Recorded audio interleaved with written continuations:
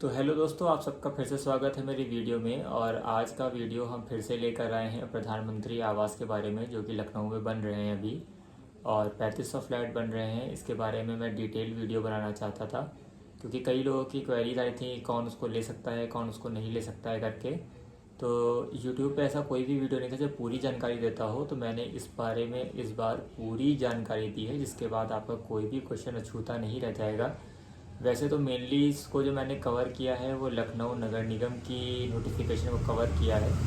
पर एक बात ध्यान रखें कि इस तरीके के नोटिफिकेशन हर ज़िले में लगभग एक जैसे ही आते हैं। अगर आप लखनऊ के बाहर से भी वीडियो देख रहे हैं तो बेफिक्र रहें, आपके यहाँ भी जब भी नोटिफिकेशन आएगा तो लगभग सेम नोटिफिकेशन आएगा। बहुत माइनर चेंजेस हो सकते हैं जो कि बहुत छोटे होते हैं, उनको कंसीडर करना या ना करना कोई मतलब नहीं बनता है। तो आपकी जानकारी के लिए बता दूं कि अभी जो नोटिफिकेशन आया है वो लखनऊ नगर निगम का बसंत कुंज में जो बन रहे हैं फ्लैट उसके लिए आया है। और ये वीडियो थोड़ा लंबा होगा तो थोड़ा पेशेंस रखिएगा। इस पे जो आवेदन स्टार्ट हुए हैं प्रधानमंत्री आवास को लेकर वो स्टार्ट हुए हैं 25/7/2023 से, और जो आखिरी डेट है वो 30/9/2023 है। ठीक है। और ये जो बन रही है आवास, ये बन रहे हैं बसंत कुंज में, जो कि हरदोई बाईपास पे है। ठीक है।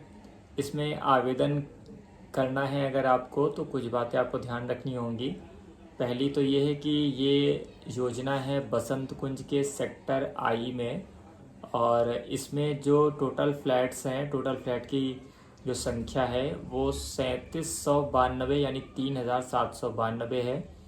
और इसमें जो आपको कारपेट एरिया मिलता है, कारपेट एरिया मिलेगा आपको लगभग 24.72 वर्ग मीटर। ये वर्ग मीटर में है, स्क्वायर फीट में नहीं है। और इसकी जो अनुमानित लागत है वो है 7,29,550 रुपये। ये मैं नोटिफिकेशन के हिसाब से बता रहा हूँ, मैं किसी चीज़ को भी राउंड ऑफ नहीं कर रहा हूँ।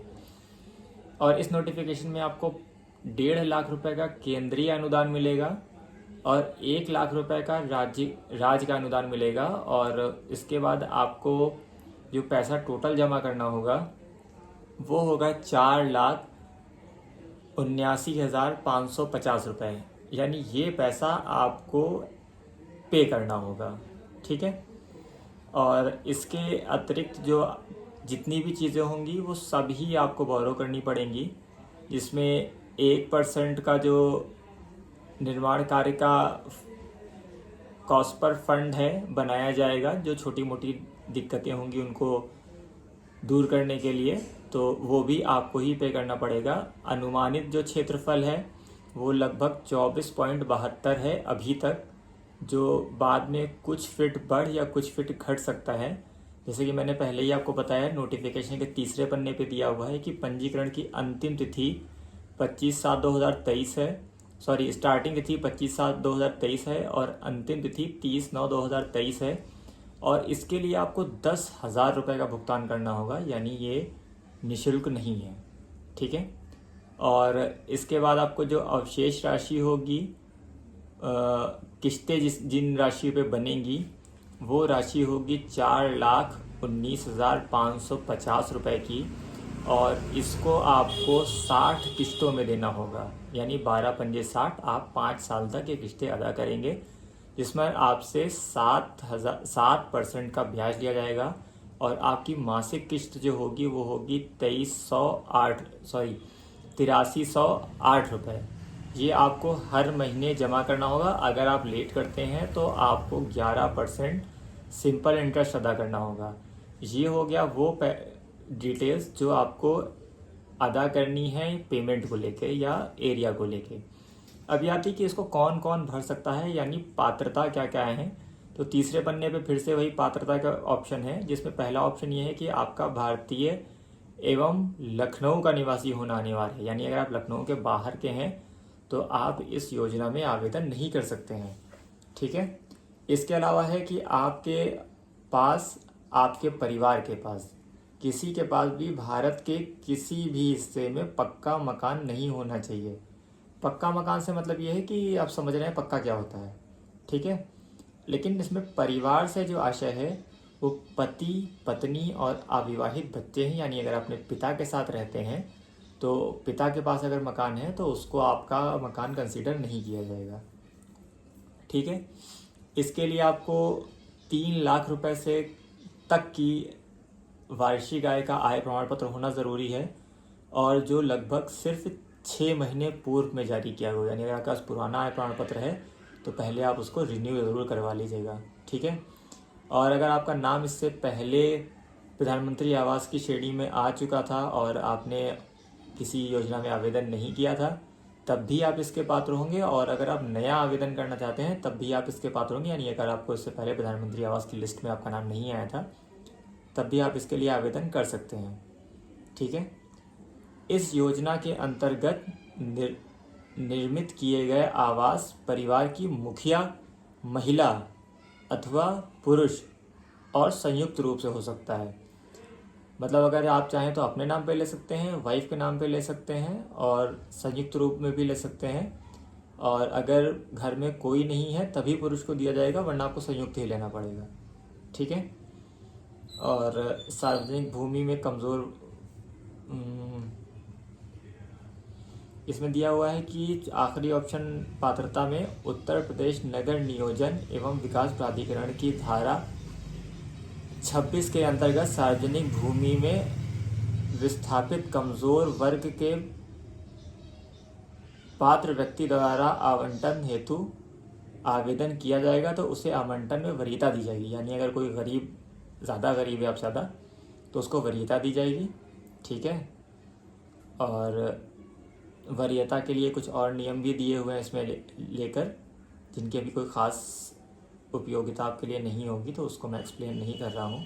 ठीक है, और बसंत कुंज के सेक्टर आई में है, और बसंत कुंज के सभी पॉकेट्स में ज़्यादातर रहेगा, और ये पूरी तरीके से लॉटरी पे आधारित होगा। लॉटरी का परिणाम जो होगा वो LDA की वेबसाइट पे घोषित किया जाएगा। जो लोग सफल होंगे उनको अपना बायोमेट्रिक भी कराना पड़ेगा। यानी अगर आप इंडिया से बाहर हैं या ऐसी जगहों पर हैं जहां आप लखनऊ में नहीं आ सकते हैं, तो आपको लखनऊ आकर अपना बायोमेट्रिक सत्यापन भी करवाना पड़ेगा।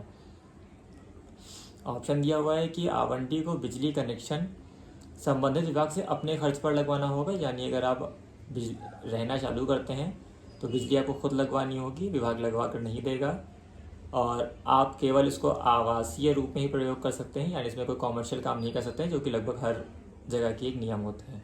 ठीक है, और इसमें एक ऑप्शन दिया हुआ है कि शर्तों में संशोधन का अधिकार लखनऊ विकास प्राधिकरण के पास होगा। वो हमेशा रहता है, वो कभी भी अपनी शर्तें बदल सकती है। ठीक है, अब अगला ऑप्शन आता है कि अगर आप पंजीकरण निरस्त करना चाहते हैं या जमा की हुई राशि वापस लेना चाहते हैं, यानी आपने आवेदन कर दिया फिर आपको समझ में नहीं आता है, आपको लगता है कि मुझे पैसा वापस ले लेना चाहिए, तो फिर आप क्या कर सकते हैं। तो उसमें दिया हुआ यदि कोई आवेदक लॉटरी से पूर्व आवेदन निरस्त कराता है तो उसका आवेदन पत्र स्वीकार नहीं किया जाएगा। ठीक है, नहीं मतलब यदि कोई आवेदक लॉटरी की तिथि घोषित होने से पूर्व आवेदन निरस्त कर देता है तो उसकी पैसे वापस कर दिए जाएंगे और उसका आवेदन रिजेक्ट करके और उसको लॉटरी का पात्र नहीं माना जाएगा। ठीक है, लॉटरी के पश्चात असफल जिन आवेदकों को भवन आवंटित नहीं होगा उनकी राशि 1 वर्ष के अंदर 1 वर्ष के लिए विकास प्राधिकरण के पास जमा रहेगी।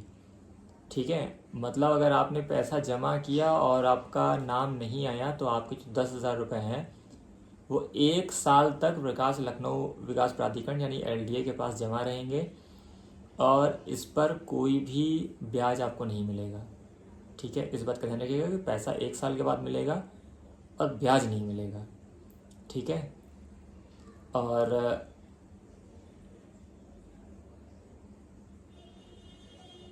वही जो मैंने बताया कोई ब्याज देनी है, पर उससे ज़्यादा का टाइम हो जाता है तो साधारण ब्याज जो होगा जो SBI के बचत खाते पर लगता है वो दिया जाएगा। यदि कोई आवेदक के द्वारा आवंटित भवन का समर्पण कर दिया जाता है, यानी जैसे आपको आवास आवंटित हो गया और आपने पैसा कुछ जमा कर दिया और उसके बाद आपको लगता है कि नहीं अब हम मकान नहीं ले पाएंगे या हमारे पास इतना पैसा नहीं है कि हम उसको पे कर पाएँ, तो आपको 20% वो टैक्स या पेनाल्टी कहें प्लस जीएसटी काट कर बाकी पैसा आपको वापस कर दिया जाएगा, उसमें कोई दिक्कत नहीं है। लेकिन उसके लिए आपको सारी मूल रसीदें अपने पास रखनी पड़ेंगी, यानी किसी भी तरीके की रसीद नहीं खोनी चाहिए, यानी जो भी आप पेमेंट कर रहे हैं उसकी रसीदों को संभाल के रखें, ठीक है। भुगतान के अनुसार अगर आप टाइम पे पैसा नहीं जमा करते हैं तो आपके ऊपर पेनाल्टी लगेगी, जो कि नॉर्मली है। आप किसी का भी पैसा वो लेंगे, अगर आप इधर पैसा टाइम पे नहीं देंगे तो पेनाल्टी लगा देगा, ठीक है। अब एक सबसे बड़ा क्लॉज आता है, वो है आवंटी या आवेदक की मृत्यु होने की दशा में। तो इसमें इन्होंने दिया है कि यदि आवेदक और आवंटी की मृत्यु हो जाती है तो उत्तराधिकारियों को इस योजना हेतु पात्र हैं को आवश्यक दस्तावेज के साथ नियमानुसार भुगतान करना होगा। जो पात्र नहीं है उन पात्र उत्तराधिकारी न मिलने पर भवन को अभिकरण के निहित समझा जाएगा। तो अगर आप उत्तराधिकारी उनके होंगे तो मतलब जो भी उसका उत्तराधिकारी होगा उसको मिल जाएगा, कोई दिक्कत की बात नहीं है।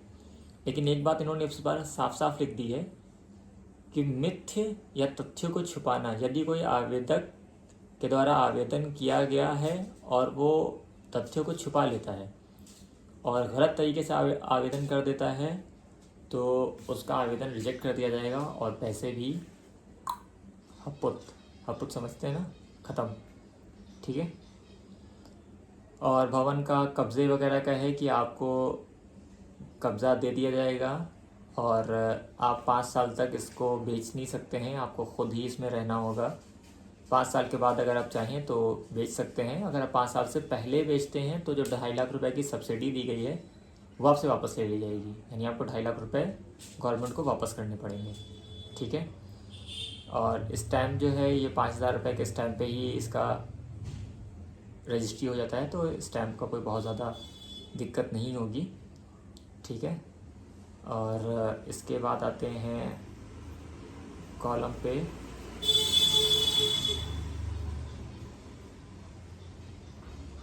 जिसमें है कि शुल्क और कर देंगे, यानी अगर कोई नया टैक्स आ जाता है नगर निगम की तरफ से या किसी और विभाग की तरफ से तो वो आपको ही अदा करना होगा, उसके लिए एलडीए जिम्मेदार नहीं होगी, ठीक है। और इसमें एक ऑप्शन दिया हुआ है अन्य सामान्य शर्तें, आवंटी को आवंटन के पश्चात विकास प्राधिकरण की अन्य शर्तें समय समय पर शासनादेश में आती रहती हैं, वो संशोधन परिवर्तन लागू होगा, जो सब पे लागू होता है वही आप पे लागू होगा। आवेदन कैसे करें, अब मेन बात आती है कि आवेदन कैसे करें। तो आवेदन आपको ऑनलाइन ही करना है, किसी को ऑफलाइन पैसा नहीं देना है, किसी डिपार्टमेंट में जाके पैसा नहीं देना है, ना ही एलडीए को, ना ही किसी को। इस योजना के लिए आपको एलडीए की वेबसाइट पर ऑनलाइन आवेदन करना है। ऑनलाइन आवेदन करने के लिए आपको एक आवेदन का भुगतान एक ही बार करना है, 2 या 3 बार नहीं करना है, क्योंकि कई बार ऐसा होता है कि आपने पेमेंट किया और वो पेमेंट फेल्ड हो गया या फंस गया, तो तुरंत नहीं करना है, 1-2 दिन वेट कर लेना है, क्योंकि टाइम उन्होंने बहुत दिया है, ठीक है। और उसके बाद आता है कि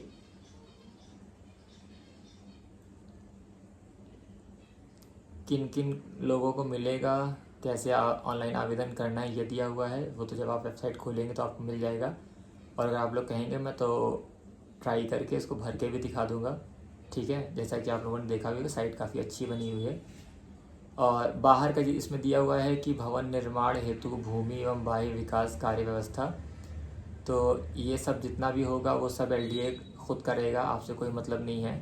जितना भी काम होगा सीवर और ड्रेनेज को लेके, सीवर और ड्रेनेज का काम भी है, वो जितना भी है वो एलडीए करेगी, उसको भी आपसे कोई मतलब नहीं है। बाह्य जल आपूर्ति को लेके है, बाह्य जल आपूर्ति को लेके इन्होंने दिया है कि प्रत्येक पॉकेट में ओवरहेड टैंक होगा, यानी हर पॉकेट का अपना एक पानी की टंकी होगी, और नलकूप का राइजिंग मेन होगा, पंपिंग प्लांट होगा, पंप हाउस होगा, ये जितनी भी चीज़ें होंगी ये जल निगम कराएगा, इसका आपसे कोई लेना देना नहीं है, ठीक है।